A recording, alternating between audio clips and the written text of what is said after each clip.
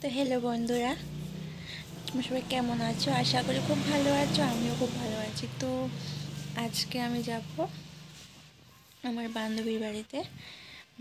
বান্ধবীর মেয়ের আজকে মুখে ভাত, তো সেখানে যাচ্ছি। তো তোমরা ভিডিওটা দেখতে থাকো। ও সেখানে গিয়ে আমি সব তোমাদেরকে শেয়ার করবো। তারপর দোকানে গিয়েছিলাম, কি কিনবো বুঝতে পারছি না। তো লাস্ট পর্যন্ত এটাই ডিসিশন নিলাম, বাচ্চাদেরকে স্নান করাই এটা নিলাম। তো টাকা দিচ্ছে আমার প্রিয় মানুষটাকেও নিমন্ত্রণ করেছে আমার বান্ধবী। তো আমি আর আমার প্রিয় মানুষটা দুজন যাচ্ছি তাদের বাড়িতে।